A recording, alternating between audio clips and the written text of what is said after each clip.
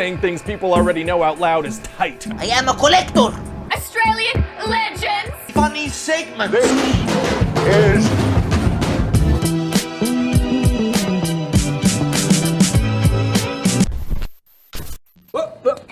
Here I come. What's up everyone, it's Adam from FWCI and I got a bit of a different video today. This is something that maybe I'll do these on a more regular basis. I guess it depends how the views go and if I can get past copyright and everything like that.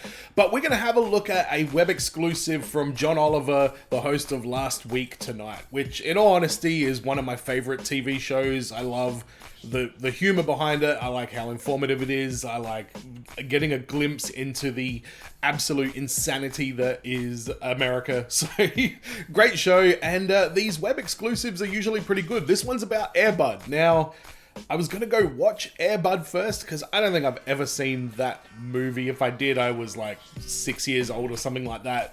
Couldn't find it anywhere. I could find all the sequels, no Air Bud. So let's just jump into this one and see what John Oliver's got to say about Air Bud, the Disney movie, I think it was, about the doggo who played basketball. So I don't know why I haven't seen this movie. It sounds right up my alley. Let's have a look.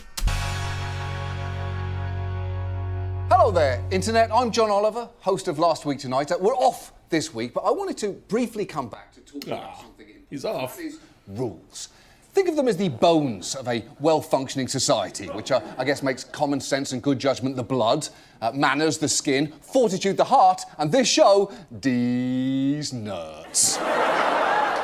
Specifically, though, I want to talk about rules as they apply to 1997's Air Bud, a movie that is quietly about grief, but is loudly about a dog playing basketball. If you've never seen it, I'm going to show you the moment that our hero, Josh, realises that his dog has an unexpected talent. It's a moment when Josh is very sad, and then this happens. Okay. Fine. You can play. Go Air Bud. Yeah. Money. Yeah, so the dog scores a basket, grins stupidly, and in that moment, Josh's world changes and we as an audience are set for a wild ride. It's the quickest possible explanation of what happens in Air Bud is. It is the story of a dog playing basketball on a team full of children who then win state. The slightly longer version is that a kid named Josh's father dies and he tries to fill that void with a dog. The movie generally glides past this point, but the fundamental... So that's what he meant earlier when he said it's quietly about grief, but it's very loudly about a dog playing basketball. Disney was kind of weird like that. Is this Disney? I don't know if it is. Issue here What it was. is that a kid who doesn't have a father tries to replace him with a golden retriever who happens to be good at basketball. Not that good, though, to be honest. He can't dribble or rebound or box out. He's not really a playmaker and has little to no basketball IQ. Really, he's just quite good at shooting. And don't worry, I'm not going to ruin 1997's Air Bud for you. If I wanted to do that, I'd say either that the dog who played him is definitely dead by now, or that it must have been nice to make content before 9/11. That's what I'd say. I'd say one of those things. Dogs die and 9/11 will happen. If you... Fucking hell, yeah, that's a grim way to look at it. But he makes a good point. Air Bud can't do shit. He's not putting up Dennis Rodman rebound numbers. You know, he's not handling the ball like fucking Trae Young and doing a big step back three-pointer. He's good at tip-ins. Although, with that being said, he might be getting a lot of offensive rebounds. So maybe Air Bud's averaging a double-double. I don't know. haven't seen Air Bud, then you almost definitely haven't seen the many sequels and spin-offs that it spawned. And while we don't have time... Yes, I went through Prime, I went through Netflix, I went through Disney Plus, I went through Paramount Plus, and all I could find were these stupid fucking movies, and no Air Bud OG. To get into the plots of all of them, I do need you to see just how far the franchise ended up straying from its simple dog plays sports roots. Are they going to be in space? Super buddy? These rings have given us some epic powers. Just think of the good we can do. Oops. Yeah, they have superpowers now. Point A is a movie where a dog is kind of okay K at basketball. Point Z is a movie where that same dog's children are the Avengers, but dogs.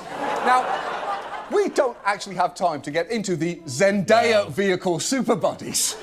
Because again, I need to talk about the original. And I know what you're thinking. You're thinking, he must get paid extra to do these web exclusives. I don't. And if you're thinking, well, okay, but there must be something in his contract that says he has to produce a certain number of content units per season. There isn't, but I will say I do appreciate your use of the phrase content units. I like it.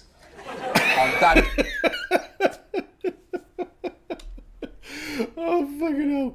And I love John Oliver. You can see how much he enjoys. I think that's what makes him so fun to watch, is you can see how much he enjoys the information he's able to convey and the jokes he's able to make. I will say, I do appreciate your use of the phrase content units. I like it.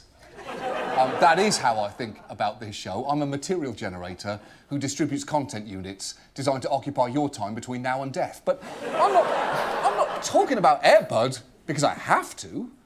I'm doing it because I want to. Now, of course. Even if you are not an Air Bud superfan, you are probably familiar with the oft-cited line about basketball rules that has been repeated and parodied for years now. You check in your rule book, but you won't find anything in there that says a dog can't play. He's right. Ain't no rule said the dog can't play basketball. Yes, ain't no rule says a dog can't play basketball. It is both stupid and weirdly true. There is still literally no rule on the books preventing a dog from playing basketball. Anyway, my main concern is that this is a... Pretty sure the dog would have to be like a registered citizen of, or on some sort of work visa, so yeah, there's rules. Fundamentally flawed premise. I know there's no rule that says a dog can't play basketball. I know that. I went to Oxford, probably. But it's definitely unfair to introduce a new player and suddenly claim he's a registered member of the team, let alone when a state championship is on the line. Sorry, but when Kevin Durant goes down with an injury in a crucial game, the Nets don't get to just bring in a random, unsigned, untested additional player. There are no surprise guests in basketball. Isn't that right, Mr. Kevin Durant? What? Why is KD last week tonight? Ah, you motherfucker! You son of a bitch! Fuck you, John Oliver. Now, fuck you.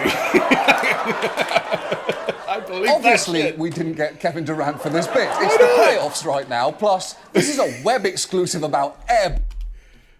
With that being said, the Brooklyn Nets just got swept out the fucking door. So when did this come out? Is this like today? April 25? Nah, a couple of days ago. Yeah, Kevin Durant's got a lot of free time on his hands at the moment. But it would have been insulting of us to even ask. But look, that crucial point, there isn't a rule preventing the dog from playing basketball, is the central conceit of the film. But it doesn't really address the key question, which is, should the dog play basketball? And set aside a moment the morality or the ethics at play here. Let's talk purely about Air Bud's basketball production. Here's what we know about Air Bud, or Buddy, which is his given name, based on the game tape that is available to us. 2 steals, 5 assists, not bad, 2 free throws, good, and 4 field goals. That is it. That is his entire box score. Now, I'm not saying that that's bad. No one's saying that's bad. But is that dog an asset to the Fernfield Timberwolves? The Showtime Timberwolves? I'd submit that he's... I don't know. There are a bunch of kids. I don't know which of those idiot kids is getting 5 assists. That's a quality stat right there. But yeah, you only put up 10 points. Set to the Fernfield Timberwolves. The Showtime Timberwolves. I'd submit that he's not. And it's honestly shocking to me that a coach so focused on teamwork, cooperation, and ball movement would allow such a distraction to dominate the team's narrative. Again, if Buddy was doing numbers, now if he's putting up 30 to 40 points a night, we're having a very different conversation right now. But he's not, is he? I repeat, 4 field goals. And apart from the steals, he's a complete liability on defense. And there's an even bigger question when it comes... I did not expect this was going to become a specifically detailed basketball breakdown of the skill set of Air Bud. Comes to should Air Bud be playing basketball, and that is that Air Bud, crucially, is not Josh's dog. Oh, yeah, good point. Right? Yeah. He belongs to Norm Snively. Josh, Does he? the boy with the dead dad, remember, found him, but Buddy was Snively's dog. He had the paperwork to prove it and everything. Before Buddy discovered basketball, Snively included him as part of his act as a birthday party clown. We see this at the start of the film, with Snively arriving at a birthday party. Around the same time, it's revealed that the film was produced by Harvey Weinstein. Yeah, that's how the movie begins. Anyway, we then see Snively utterly bombing in front of the kids at the party, at which point Buddy tries to salvage the act by catching some balls in his mouth.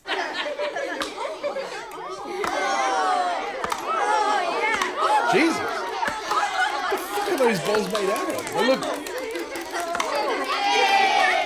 Yeah, pretty impressive, right? Everyone had fun.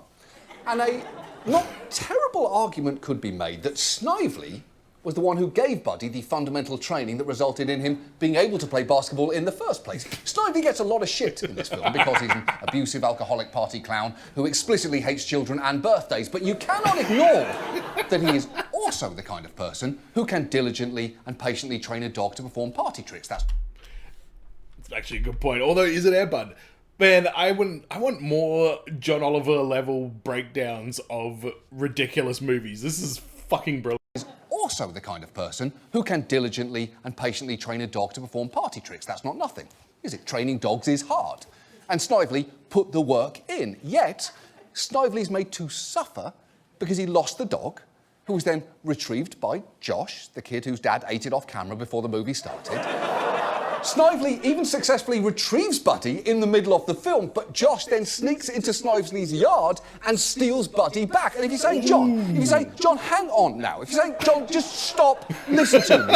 Snively was an alcoholic, failed birthday party clown who wasn't properly taking care of Buddy, and even though, yes, he had the paperwork documenting proper provenance of the dog, it was obviously receiving much better care through Josh and his family.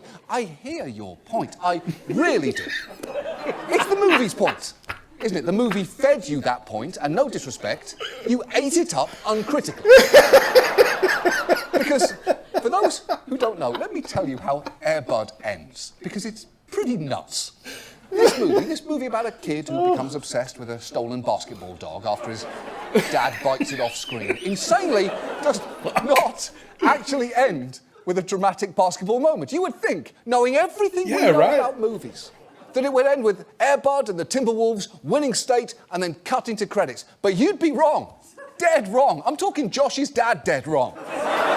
Instead, Snively attempts to regain ownership of Buddy, even contacting a judge. The judge, in his wisdom, decides two things. One, he will ultimately only make a ruling on this case outside on the lawn, which, sure, I'm not getting into that. But two, on the subject of lawful dog ownership, he is convinced to let the dog decide. So, paperwork be damned, Buddy the dog will decide who he wants to live with, and whomever he chooses will henceforth be his legal permanent owner. Now, predictably, Buddy chooses the boy who has given him nothing but affection and freedom. Snively, much less predictably, is physically carried off by several cops to jail, which is ridiculous. The legal system does not normally work that fast, a fact that I believe one of the movie's producers can attest to firsthand. Look, they just arrested him because the dog didn't go to him. So does that mean they're gonna arrest the kid if the dog went to the clown? What the fuck is going on in this movie? Here is the most reasonable argument I've heard in defense of Josh's ownership of Buddy. Josh is good, Snively is bad, therefore Josh deserves the dog. Okay, but what do we mean when we say that, right? Deserves. I'm not trying to be controversial here, I'm just performing a logical extraction of moral intention based on following the breadcrumbs left by 1997's Air Bud. Air Bud loves to position itself as a celebration of rules. There ain't no rule that says a dog can't play basketball. But as long as we're all pretending that rules or the absence of them are the most important thing in the world, how is it that there are rules about dog ownership that it seems Air Bud the film is so keen for you to forget. Here's what I'm really trying to say here. Rules either matter or they don't. And if you are going to try and throw the spirit of the law in my face, oh, fuck you. Let's definitely talk about that, because suddenly it's subjective, isn't it? And then things get much muddier. Here's a thought exercise for you. Let's tweak some variables, shall we? Let's say... If this is your first time seeing John Oliver, go to their channel, check out his weekly show. It's usually not this, like, goofy, but he talks about legitimate issues with this level of, like, sincerity and authoritativeness. Is that a word I need to use? Let's say the disease Snively suffers from isn't alcoholism, it's diabetes. Let's say Snively has diabetes. Now, should that count against him as a dog owner? Snively shouldn't have Buddy. He's an unsuccessful party clown with diabetes. Is that a good argument? Do you like how that sounds? No. Here's another variable. Let's say... You don't abuse and beat people because you have diabetes, though. Instead of being good at basketball, he absolutely sucks at it. Now, do we now care where Buddy ends up if he's a dog who's bad at basketball? Where's the line here? Does Buddy only deserve a better home if he's good at basketball? And if the answer to that is yes, what does that say about us as a society? I want to be absolutely clear here. There is no good outcome of this fucking movie. I'm not mad that the Timberwolves won state as a result of Buddy's middling performance, though not to hammer at the point. 4 field goals. I'm also not mad that Josh got Buddy based on a court ruling that took place outdoors with a judge in an office chair. I'm not even mad that Buddy's real legal owner not only lost his dog, but remember, got physically carted off by police in one of the most flagrant examples of America's fetish for carceral solutions ever committed to film. Wow. I just want to understand the rules. The rules that are supposed to be so foundationally important to the Air Bud story. And if you're thinking, John, come on, enough now. Yes. Josh lost his dad. Have a heart. Guys, I hear you. I do. That's my point. He's reacting from an emotional place. Does he want Buddy? Or is he, like I said 45 minutes ago, just trying to fill the void left by his father? And if so, why on earth are we putting the care and safety of a hit dog in the hands of a grieving child? Because there ain't no rule against it? Listen to yourself. Fucking hell. John. Now, is this the worst thing to happen to movies? No, it isn't. The worst thing to happen to movies is kissing. There's too much kissing in movies. No one likes the sound of it and no one likes mouths.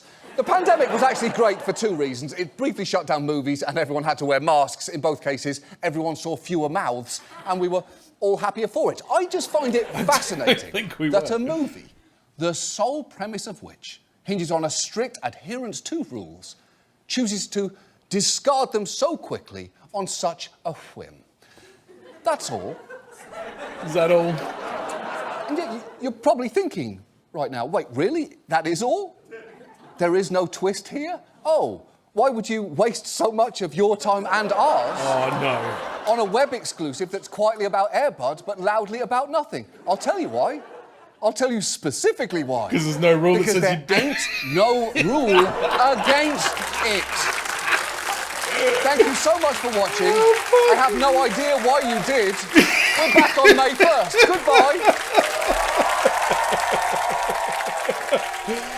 Oh my fucking god, man, I'm glad I did a reaction to that. Holy fucking shit.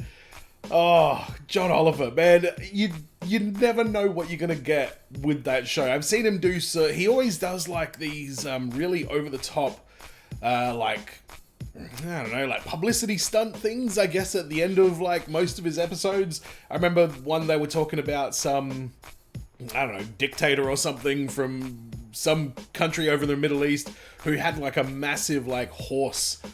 I'll just use the word fetish because everything this guy had horse heads on it, on his doors, on his desk, on his shirt, on his thing, on his walls. Like, he loved horses. Everything was about horses.